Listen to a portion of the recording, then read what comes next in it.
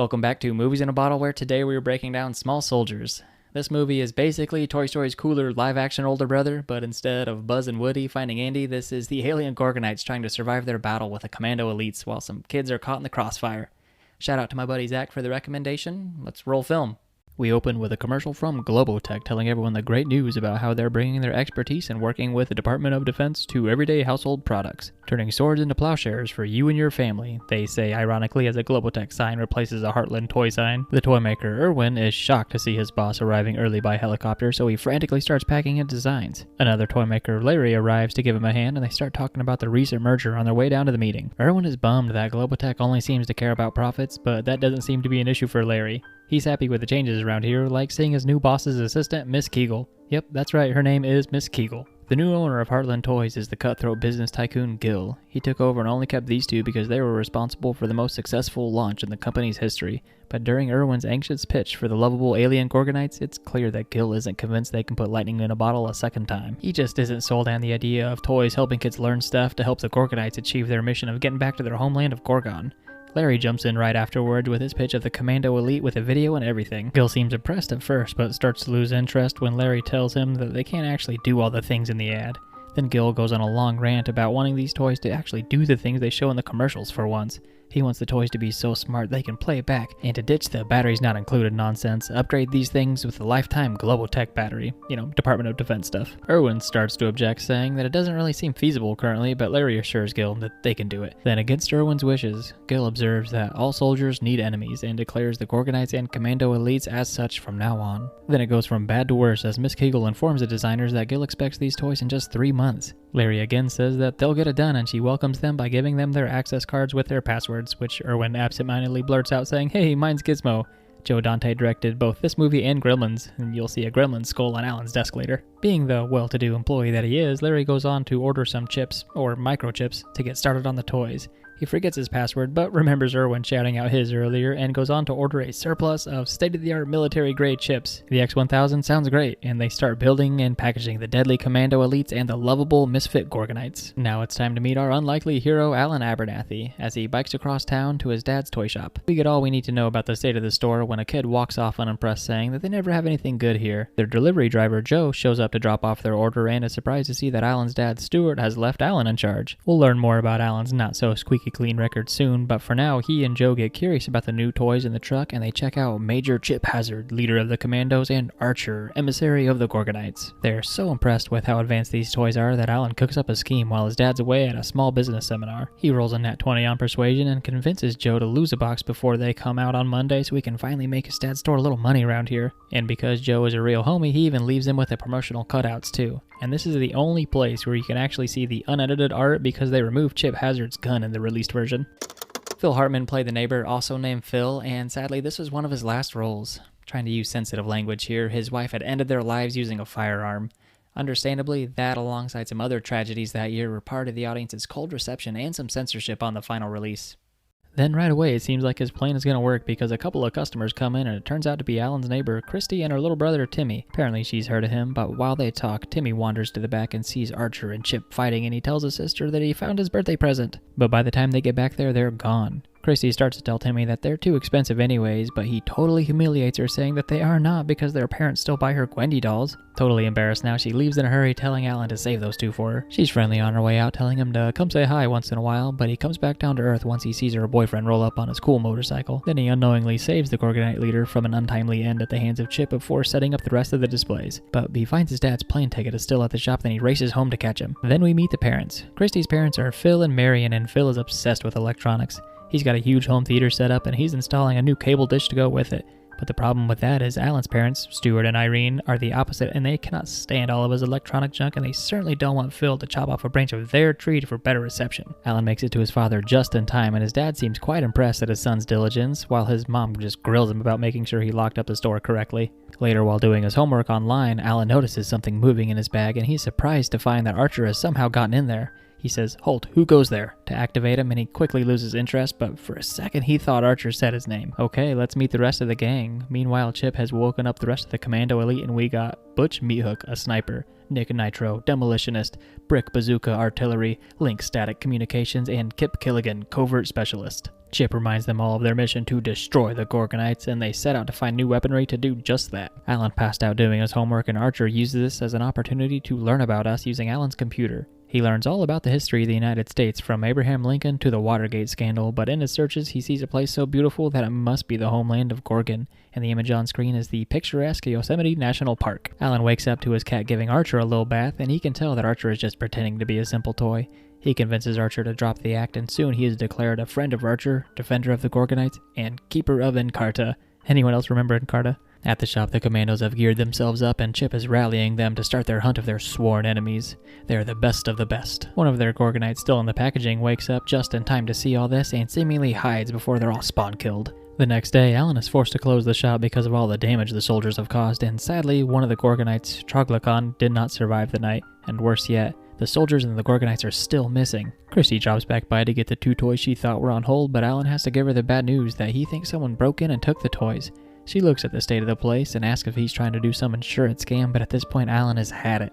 He did one thing wrong and now he's branded for life. She's heard that he's got kicked out of 10 schools, but with a defeated look he says that it was only 2. Then she offers her down-on-his-luck neighbor a hand at cleaning. While picking up the place, Alan notices that even his dad's radio is messed up somehow when Christy strikes up a conversation with her neighbor. They start chatting and getting closer because they both love things like the X-Files and Led Zeppelin. Kirsten Dunst definitely locking in that girl next door archetype before Spider-Man a few years later. They finish resetting the store faster than expected and even surprise themselves. They fix the boat somehow. Stuart pops in on his way back home from the airport to check on his son, and almost right away he notices the boat wasn't as fixed as they thought. The mast snaps after Stuart fiddles with it and Christy exits stage left, but does Alan a real solid and sneaks out some of the evidence of his failed scheme. She gives Archer back to him outside, and then she takes off with her obviously much cooler boyfriend. You can tell because he has a motorcycle. As if Stuart wasn't already mad enough at his son already, he goes to fix the boat and notices that his tools are missing. Alan throws the fallen Gorgonite's parts into the dumpster and he jumps out of the frying pan and into the fire. The Commando Elite spot him leaving and launch an attack to get Archer. Luckily, Alan's roads are a lot like mine and he hits enough potholes to shake off Brick Bazooka, but he held on long enough to show the rest of the troop where Archer and Alan went. The special effects for this movie were done by Industrial Light and Magic, who are also behind a few small indie movies like Star Wars, Indiana Jones, Transformers, and Jumanji. Check out my video on that if you haven't seen it yet. But they brought the Commandos and Gorgonites to life by using a combination of CG, remote-controlled animatronics, and good old-fashioned puppeteers, sometimes up to 5 at once for a single character. Alan calls into Globotech's Heartland Toys hotline, and after a great deal of frustration talking with a person, he's able to leave a nasty voicemail about how crazy these toys are along with his phone number. Speaking of Globotech, they're in the middle of celebrating their launch of their new toys, but Irwin pulls Larry aside to show him the voicemail. It doesn't take long for Irwin to deduce that Alan's voicemail could be serious because of the chips that Larry used. You know, the state-of-the-art ones from Globotech's military division? At the Abernathy house, Alan is sleeping while Archer is studying the back of his box, but he hears what sounds to be a Gorgonite distress call from down the hallway. But oh no, it's a trap! Alan hears some rustling down the hall and wakes up and barely saves Archer before he's sent down the garbage disposal. Nick Nitro jumps out and cuts Alan's hands with a Dremel, but takes Archer's place down the disposal for his effort. Stuart and Irene finally hear the ruckus happening in their kitchen and they come out to find Alan with a cut on his hand. The jig is up at this point, so Alan comes clean about the whole scheme. Stuart tries to piece the whole story together and assumes Alan must have pawned his tools for the money to buy the toys, but it's just a bridge too far for him to believe when Alan says that it was the toys that took the tools. And it doesn't help that Archer pretended to be a toy until he and Alan were alone again. Alan groans that he won't be able to pay Joe back now, but Archer keenly points out that the Commandos wouldn't still be hunting the other Gorgonites if they were already destroyed. Regrouping in Stuart's garage, the soldiers prepare to use their tools to upgrade their weaponry again and deal with the Gorgonites and human allies when Nick Nitro uses the last of his strength to run out of batteries in front of his comrades. There was a really fun running joke in the behind-the-scenes featurette where Tommy Lee Jones as Chip Hazard was treated like a real actor. They interviewed him on his own little chair, and he said he directed most of the movie, and all the other actors complained about how he was bullying everyone on set. Back at the store, Archer tells Alan all about the Gorgonites' cowardly programming, but he gets a pretty good idea of where the rest of them might be after he throws an apple away. He checks the dumpster out back, and Archer recognizes Ocula's giant eye, which is next to a Gizmo toy for any eagle eyes out there, but they also find the rest. Punch It, Scratch It, Insaniac, Slamfist, and Troglokon? His allies have repaired him with Stuart's radio, and Alan dubs him Frankenstein. Larry and Irwin try to figure out just how bad they messed up, and they visit the department that made the X-1000 chip powering the toys, and its creator Ralph gives them some seriously bad news. These things are beyond artificial intelligence, and they actually learn like you mere mortals who aren't just a disembodied voice like me. But Ralph does admit they do have one flaw. They're sensitive to electromagnetic pulses, or EMPs, and as they leave, Ralph puts it simply, they can learn within the bounds of their own programming. Christy calls Alan to celebrate their mostly successful cover-up at the store, and Alan takes his shot to ask her out to properly celebrate, but she turns him down, saying she only dates older guys. But there is this troublemaker that isn't so bad, hinting at Alan, of course. As their budding romance continues, we see the Commandos were spying on the call and hatch a plan to use Christy against Alan, the defender of the Gorgonites. And speaking of them, we get my favorite scene. The other Gorgonites also find a picture of Yosemite National Park, and they believe it's their home, but Alan corrects them, saying their home is in a window on their computer or a window on his bedroom. And they ask, well, what is beyond the window? He says the trees, and they ask what's beyond them, and then beyond the mall, and then the highway, until Alan eventually says there's about 1 million acres of farms. He doesn't know what's beyond that, but they do. It's their home of Gorgon. Now at Christie's house, the soldiers need to get rid of her parents for a while so they can take her hostage. Operation Sandman. They use a teaspoon, a mousetrap, and some sleep aid to catapult some medicine into their drinks and knock them out. Phil randomly has the most out-of-pocket line I've ever heard, saying, "You know, I think World War II is my favorite war." Like, total Zap Brannigan line. They make their way up to Christie's room and easily tie up little Timmy, and then they see them.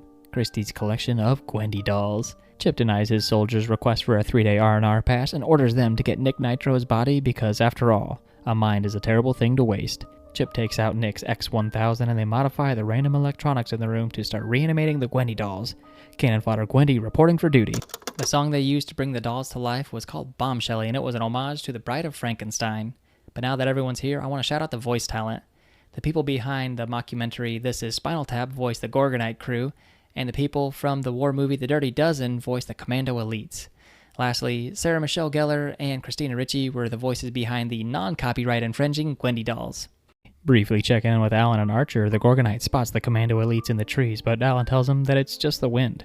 Archer is plastic so he can't feel it, but Alan teaches him the very wise adage that just because you can't see something, that doesn't mean it doesn't exist. After getting home and saying bye to her boyfriend, Christy sees that her parents are passed out, but somehow misses her little brother tied up in the closet. Upstairs in her room, she sees what happened to her dolls, and she screams in terror as they attack, quickly tying her down. Luckily, the boyfriend is still outside, trying to think of the least lousy excuse to come back up when he hears Christy shout, causing him to jump to the rescue.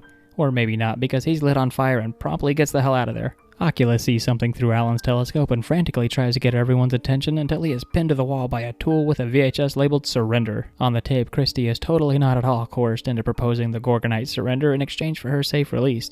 But being the schemer that he is, Alan has another idea. It seems like Alan is out of options, so he drops off a box of Gorgonites pleading for their lives in front of Christie's house. The soldiers move in to finish off their enemies, but Alan is surely up to something as he sends Archer into the sky with a toy rocket. Archer unlocks the back door and they sneak up to find Christy still held hostage. Archer frees her and she and Alan club some of the Gwendy dolls before they're forced to retreat out the bedroom window. While the rescue was going on, the Commandos blew up that box of Gorgonites. But wait, it was actually just a decoy using a radio with some Wiggler toys. Now on her moped, it looks like Alan and Christy are home free, but the garage opens up and the soldiers start chasing them with modified RC cars with deadly weaponry, like Twisted Metal Small Brawl. The soldiers nearly catch up to them by rocketing down trees and power lines, but Christy successfully jumps a ditch while the soldiers fall short in a fiery explosion, seemingly to their end, right?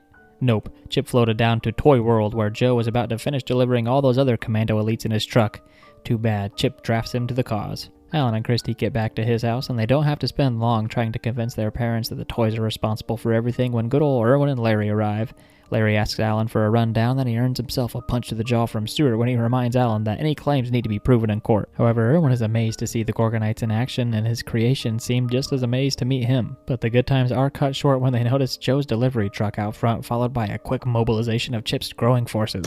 While showing off props behind the scenes, they said they used about an actual ton of urethane to make the 237 models for the toy characters.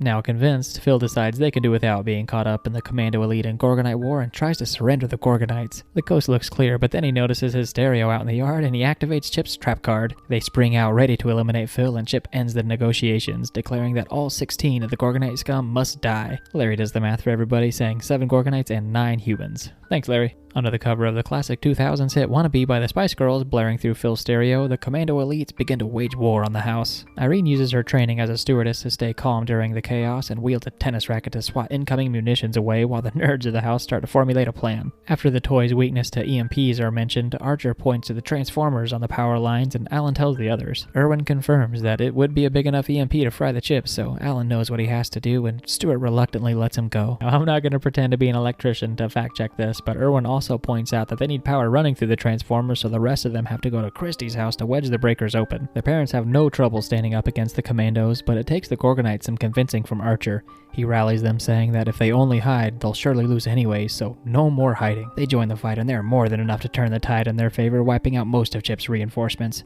Archer tells Alan that this is his chance to get to the Transformers, but before leaving, Alan hesitates, telling his new companion that when he sets off the EMP, the Gorgonites are going to be fried just like the Commando Elite. Understanding his fate, Archer still insists he goes. The final battle begins. Alan climbs the power line, but he's met by Chip in a weaponized RC helicopter. The Gorgonites work together to lift and fire a turret to take Chip out, but he Yoshis his chopper out of there and he starts to stab at Alan's fingers. With a very clever maneuver, Archer sends his rope over the power line to the spinning tornado Gorgonite in order to launch himself up there. Archer's fateful battle with Chip Hazard sadly goes as expected. The Commando leader is more capable than the Gorgonite emissary, so Chip knocks him to the ground. But while Chip was gloating about his victory over his rival, Alan takes this moment to use Chip as a way to connect those Transformers together. The sparks send Alan to the ground too, but thankfully a branch breaks his fall. Makes me think back on Phil cutting the branches earlier, but the rest of Chip's forces start to circle Alan, and Christie saves the day one last time by shredding the soldiers with a riding lawnmower and scooping Alan up again. And while they ride away to safety, the Globotech nerds inside finish wedging open the breakers at Christie's and send out the giant EMP to finish off all the toys. In the aftermath of the battle the next day, Gil from Globotech flies in on a helicopter to basically give everyone Scrooge McDuck piles of money and decides that Chip has a place in the military after all this.